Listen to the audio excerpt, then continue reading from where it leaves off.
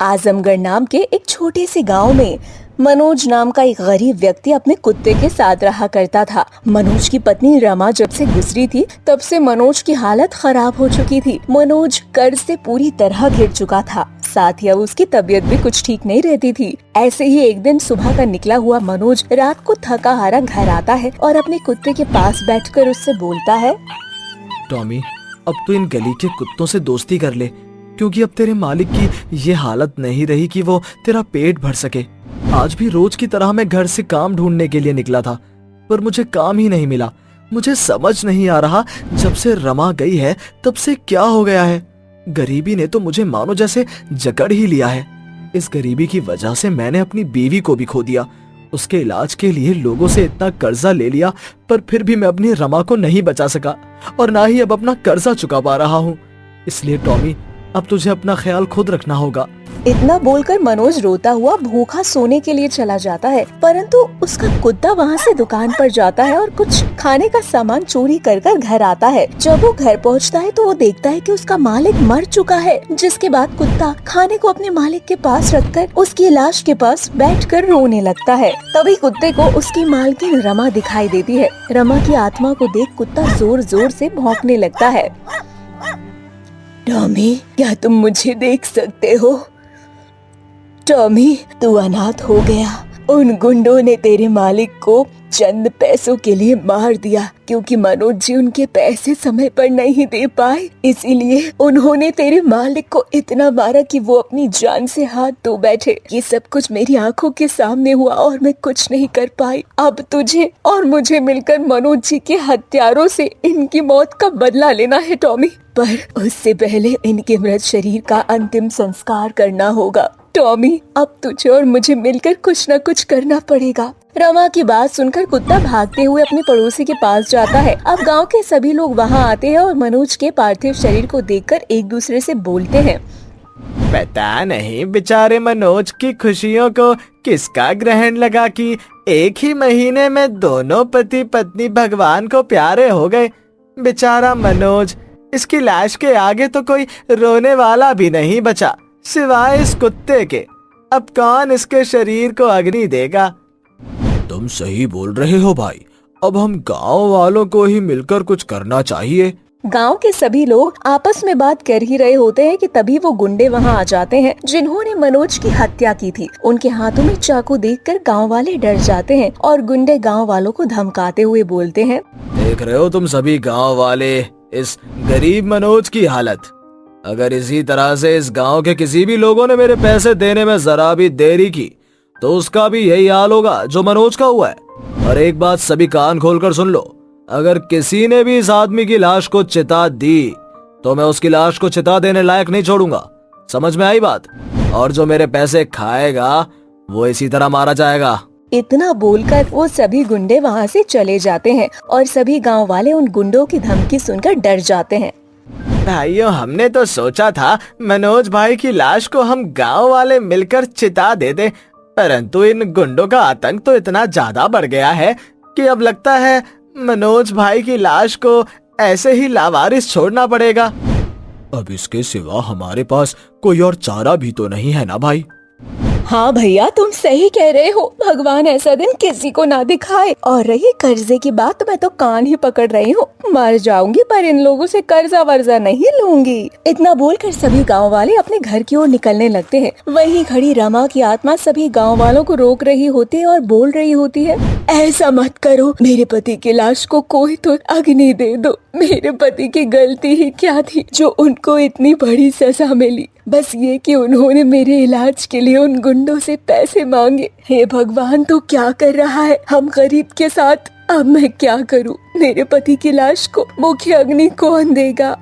बेचारी गरीब चुड़ैल अपने पति की लाश के पास बैठकर बिलक बिलक कर रोने लगती है। सभी गांव वाले अपने घरों में जाकर आराम से सो जाते हैं। वहीं दूसरी ओर वो गुंडे पार्टी कर रहे होते हैं। वो बेचारा कुत्ता कहीं से जाकर कफन लेकर आता है और अपने मालिक को उड़ा देता है। ये देखकर चुड़ैल बोलती है, हे भगवान, जब मैं जिंदा थी तब भी मैं अपनी गरीबी की वजह से लाचार और मजबूर थी, और आज जब मैं मर चुकी हूँ और चुड़ैल बन चुकी हूँ तब भी मजबूर ही हूँ। माता रानी मुझे शक्ति दे ताकि मैं अपने पति की मौत का बदला ले सकूं और इनकी लाश को मुखाग्नि दे सकूं।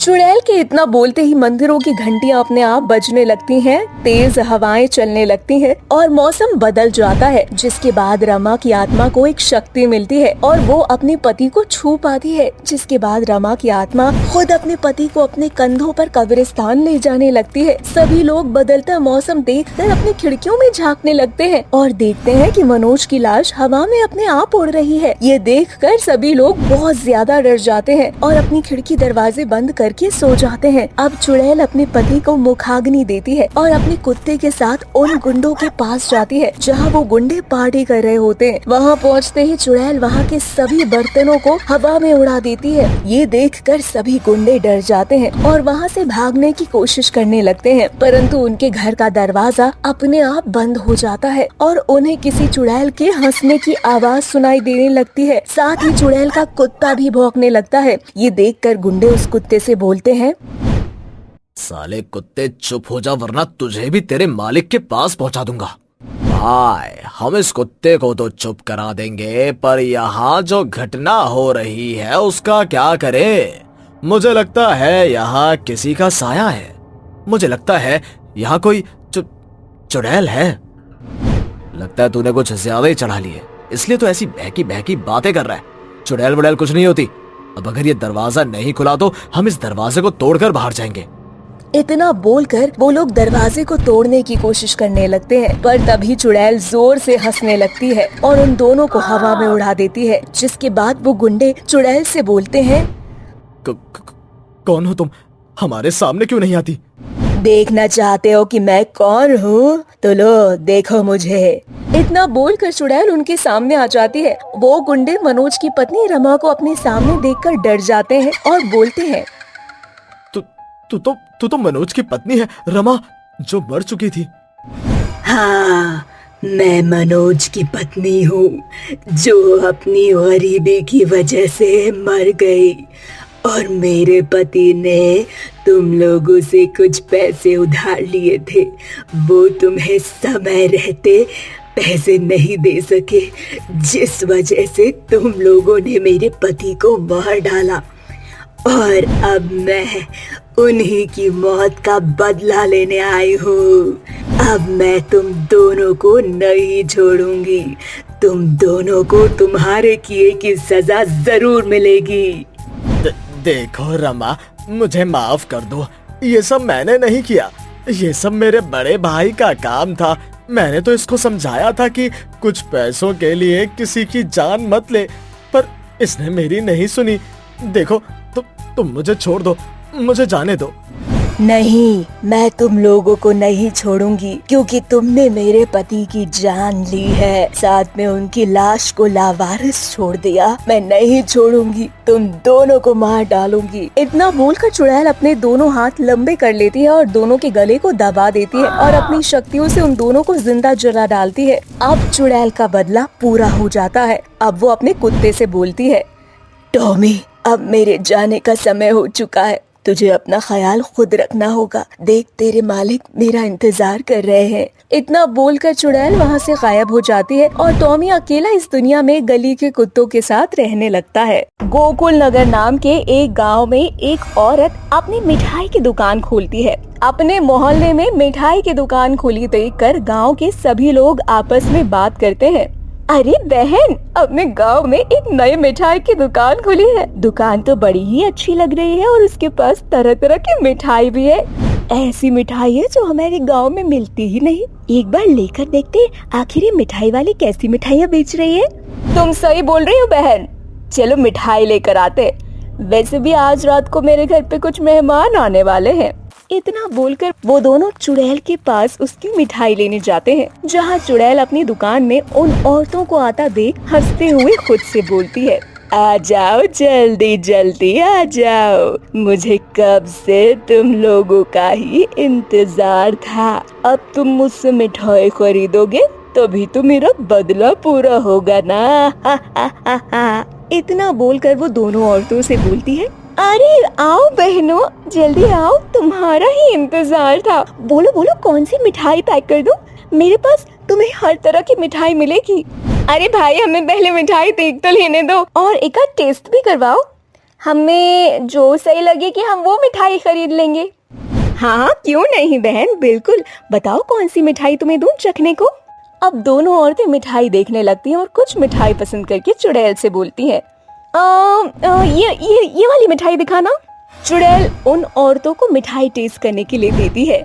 अब दोनों औरतें मिठाई टेस्ट करती हैं। दोनों को मिठाई का स्वाद बड़ा ही अच्छा लगता है और दोनों औरतें कुछ मिठाई पैक करवाकर अपने घर चली जाती हैं। रात को जब वो दोनों औरतें अपने परिवारों के साथ उन मिठाइयों को खाती हैं, जिसके बाद उन दोनों औरतों की मौत अपने परिवार के साथ हो जाती है। अगली सुबह सभी लोग देखते हैं और बड़े हैरान हो जाते हैं और बोलते हैं, अरे ये क्या, ऐसा कैसे हो सकता है? एक ही समय पर एक जैसी दो अलग अलग घरों में मौत। आखिर ये सब कौन कर सकता है? अरे ये दोनों तो बहनों की तरह रहती थी, इतनी भली औरतें थी दोनों। पता नहीं इन दोनों की ना जाने किससे दुश्मनी थी, जिसने इन दोनों को एक साथ एक जैसी मौत के घाट उतार दिया। अब तो भगवान ही जाने क्या हुआ था इन दोनों के साथ और इन दोनों के परिवारों के साथ। जो होना था वो हो गया, अब होने को भला कौन टाल सकता है? चलो भाइयों, अब हम सब अपने अपने काम पर चलते हैं। इतना बोलकर सभी गांव वाले अपने काम पर चले जाते हैं। इस तरह से वो चुड़ैल उस गांव वालों को अपना शिकार बनाती है। अब जो कोई भी उस चुड़ैल की मिठाई खाता वो मर जाता, जिसके बाद सभी गांव वालों को मिठाई वाली पर शक होता है। सारे गांव वाले जमा होकर चुड़ैल की दुकान पर जाकर उससे बोलते हैं, गांव वालों, इस औरत की ही मिठाई में कुछ गड़बड़ है। जो कोई भी इस मिठाई को खाता है वो अपनी जान से हाथ धो बैठता है। हाँ बिरजू भैया, तुम बिल्कुल सही बोल रहे हो। मुझे तो इसकी मिठाई में ही कुछ गड़बड़ लगती है। इस मिठाई वाली को आए अभी एक हफ्ता भी नहीं हुआ और ये गांव के कई लोगों को मारकर खा चुकी है। इतना बोलकर सभी गांव वाले मिठाई वाली चुड़ैल की मिठाई की दुकान को तोड़ने लगते हैं और उसकी दुकान की सारी मिठाइयाँ फेंक देते हैं। ये देखकर चुड़ैल को बहुत गुस्सा आता है और वो अपने असली रूप में आ जाती है। उसके असली रूप में आते ही दिन से रात हो जाती है। सभी गांव वाले चुड़ैल को अपने सामने खड़ा देखकर डरने लगते हैं, जिसके बाद चुड़ैल अपना विशाल रूप ले लेती है और चुड़ैल सभी गाँव वालों से बोलती है, तुम गांव वाले अब मेरा कुछ नहीं बिगाड़ सकते। यहाँ तुम गांव वालों से मैं अपनी मौत का बदला लेने आई हूँ, जो मैं लेकर ही रहूंगी। तुम गांव वालों ने मुझे एक बार मार दिया है, पर बार बार नहीं मार पाओगे। बदला? कौन सा बदला? कैसा बदला? हम गांव वालों ने तुम्हारे साथ क्या किया था? तुम गांव वालों ने मिलकर मुझे मार डाला। अब मुझसे पूछ रहे हो कि कैसा बदला? याद करो, कुछ साल पहले तुमने सिर्फ मिठाइयों के लिए मेरी जान ले ली थी। मैं वही स्नेहा हूँ जिसे तुम गांव वालों ने मिलकर मारा था। इतना बोलकर चुड़ैल गांव वालों को सारी बात बताती है, किस तरह कुछ साल पहले स्नेहा उनके गांव में सेठानी के घर साफ सफाई का काम करने आई थी। एक दिन जब वो सेठानी के घर से कुछ खराब मिठाई लेकर अपने घर जा रही थी, तभी उसकी मालकिन उसे पकड़ लेती है और सभी गांव वालों के साथ मिलकर उसकी बहुत बेइज्जती करती है। सिर्फ मिठाइयों के लिए अपनी बेइज्जती होता देख स्नेहा घर जाकर फांसी लगा लेती है। अपनी बेटी की मौत देखकर उसकी माँ भी सदमा बर्दाश्त नहीं कर पाती और वो भी चल बसती है। अब स्नेहा के बारे में जानने के बाद सभी गांव वालों को सारी घटनाएं याद आती हैं और सभी गांव वाले स्नेहा से बोलते हैं, अरे पर इसमें हमारी क्या गलती है? हम नहीं चाहते थे कि तुम खुदकुशी करो। खुदकुशी करना तो तुम्हारी मर्जी थी और हमने तो ये सब सेठानी जी के कहने पर किया था। सेठानी के कहने पर तुम गांव वालों ने मिलकर मेरी बेइज्जती की थी। अब मेरे कहने पर सब लोगों को मेरी मिठाई मुझसे खरीदनी पड़ेगी। रात को उसे अपने परिवार के साथ खाना होगा, ताकि बाकी लोगों की तरह तुम सभी गांव वाले भी मारे जाओ। हम तुमसे कोई मिठाई नहीं खरीदने वाले, इसलिए तुम यहाँ से चली जाओ।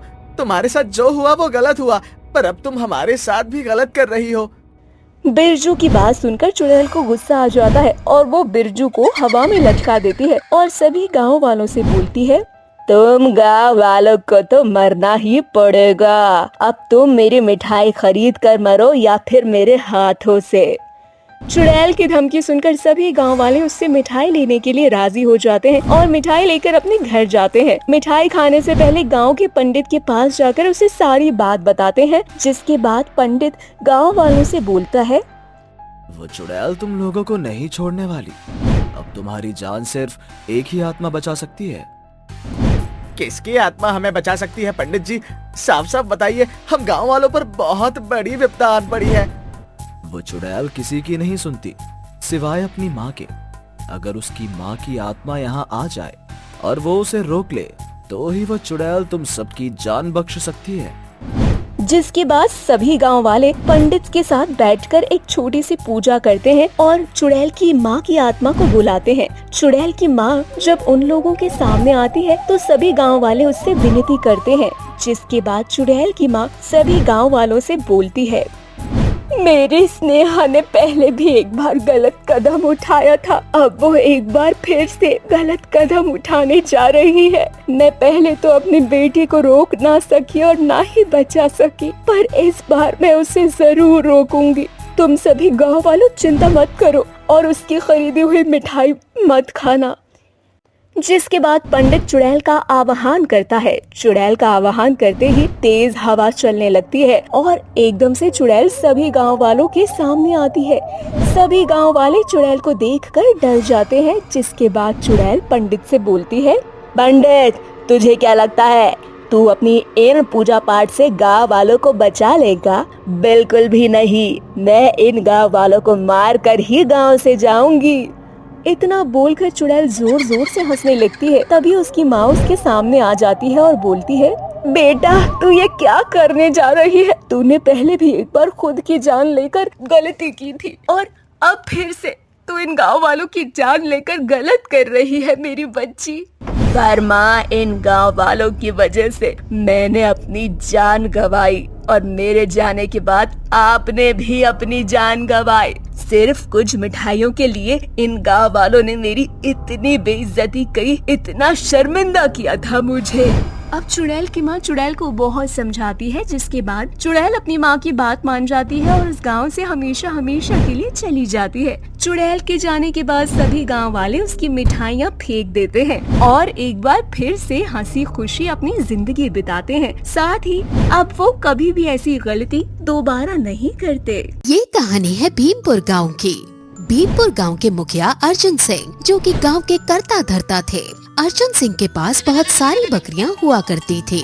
अर्जुन सिंह को बकरियों से बहुत ज्यादा प्यार था। उन सभी बकरियों में अर्जुन सिंह की प्रिय बकरी थी, जो कि सफेद रंग की थी। वे सफेद रंग की बकरी को मीना कहते थे। ये बकरी अर्जुन सिंह की माँ ने उनको उनके जन्मदिन पर दी थी, जिस कारण अर्जुन सिंह उस बकरी को अपने सीने से लगा कर रखते हैं। एक बच्चे की तरह से प्यार किया करते थे। ऐसे ही एक दिन अर्जुन सिंह अपनी मीना बकरी से बातें करते हुए कहते हैं, अरे मीना, कितनी कमजोर हो गई है तू। मुझे तो ऐसा लगता है कि तुझे किसी अच्छे डॉक्टर के पास लेकर जाना पड़ेगा, ताकि वो तुझे कुछ अच्छी ताकत वाली चीजें दे, जिससे तू तंदुरुस्त हो जाए। तभी वहाँ उनकी पत्नी सीमा आती है और सीमा अपने पति से कहती है, जितना प्यार आप इन जानवरों से दिखाते हैं ना, अगर उतना ही प्यार अपने किसी परिवार के सदस्य से या फिर इन घर के नौकरों से दिखा देते ना, तो उनका मन भी बहुत खुश हो जाता। मुझसे जबान लड़ाने की जरूरत नहीं है। मैं अर्जुन सिंह हूँ, इस गांव का मुखिया हूँ। मेरा जो मन करता है मैं वो करता हूँ, अपनी मर्जी से जीता हूँ। किसी के खैरात पर अपना जीवन नहीं जीता, समझी तू? सीमा बिना कुछ कहे वहाँ से चली जाती है। ऐसे ही थोड़ी देर बाद अर्जुन सिंह अपनी बकरी को अपनी गोद में उठाता है और उसे पुकारते हुए अपने कमरे में ले जाता है और उसे प्यार से सुला देता है। थोड़ी ही देर बाद अर्जुन सिंह अपने किसी काम से घर से बाहर चला जाता है और जब अर्जुन सिंह वापस आता है तो अपने कमरे में देखता है कि मीना बकरी, जो कि उसकी बहुत प्रिय थी, वह उसके कमरे में नहीं है। ये देखकर अर्जुन थोड़ा हैरान हो जाता है। वह अपने घर में यहाँ वहाँ अपनी मीना बकरी को ढूंढने लगता है। उसकी बकरी उसे कहीं नहीं मिलती। वह परेशान हो जाता है। तभी वहाँ उसकी पत्नी आती है। वह अपने पति से कहती है, क्या हुआ, आप इतना परेशान क्यों हो? अरे मेरी मीना नहीं मिल रही है, बहुत देर से ढूंढ रहा हूँ। तुमने उसे देखा है क्या? नहीं तो, मैं तो रसोई में काम कर रही थी। क्या पता यहीं कहीं खेल रही होगी, आ जाएगी, आप चिंता मत कीजिए। सुबह से शाम हो जाती है लेकिन अर्जुन सिंह की बकरी घर वापस नहीं आती। ऐसे ही घर का माहौल थोड़ा खराब हो जाता है। अर्जुन सिंह को अपनी बकरी को लेकर काफी ज्यादा चिंता होने लगती है। रात के करीबन 1 बजे अर्जुन सिंह की बकरी अपने घर वापस आती है। अर्जुन सिंह बकरी को देखकर बहुत खुश होता है और वह भागता हुआ उसे गले से लगाता है। अर्जुन सिंह जैसे ही बकरी को अपने गले लगाता है, वह बकरी अर्जुन सिंह को लात मारती है और अर्जुन सिंह जाके जमीन पे गिरता है।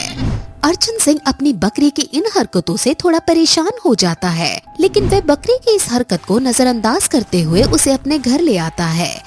ऐसे ही कुछ दिन बीत जाते हैं। ऐसे ही एक सुबह अर्जुन सिंह मंदिर से पूजा पाठ करके अपने घर में आता है और अपने घर के पूरे सदस्यों को टीका लगाता है और प्रसाद देता है। तभी वह अपनी मीना बकरी को जैसे ही टीका लगाता है, तभी वह बकरी जिसकी आंखें बहुत बड़ी बड़ी और लाल लाल हो जाती हैं, वह बकरी दिखने में काफी ज्यादा डरावनी नजर आने लगती है। ये देखकर अर्जुन सिंह और उसके परिवार वाले घबरा जाते हैं। वह बकरी धीरे धीरे एक भूतिया बकरी में बदल जाती है। ये सब देखकर पूरा परिवार सहम जाता है। थोड़ी ही देर बाद वह बकरी बिल्कुल नॉर्मल हो जाती है। बकरी में हुए ये बदलाव को देखकर सीमा अपने पति अर्जुन से कहती है, देखो मैं जानती हूँ अगर मैं आपकी बकरी को लेकर कुछ भी बोलूँगी तो आपको शायद बुरा ही लगेगा, लेकिन कुछ चीजें ऐसी हैं जिसे हमें नजरअंदाज नहीं करना चाहिए। जब से मीना घर से गायब हुई है और वह आधी रात को जिस तरह से घर में आती है और फिर उसका लात मारना, उसकी आंखें इस तरह से लाल हो जाती है, उसका शारीरिक ढांचा बदल जाता है, ये सब देखकर मुझे लगता है कि कुछ गड़बड़ है। हमें किसी तांत्रिक बाबा का सहारा लेना चाहिए। वैसे तुम्हारी बातें मुझे कभी पसंद नहीं आती, लेकिन आज तुम्हारी बात मुझे पहली बार सही लग रही है। तो तुम ऐसा करो, तुम्हारे जानने में कोई अच्छा तांत्रिक बाबा हो तो उसे बुला कर ले आओ। सीमा फौरन अपने किसी जानकार तांत्रिक को घर बुलाकर ले आती है। तांत्रिक जैसे ही घर पर आता है, वे घर का माहौल देखकर समझ जाता है कि घर में किसी बुरी आत्मा का साया है। तांत्रिक को देखकर मीना बकरी जोर जोर से चिल्लाने लगती है।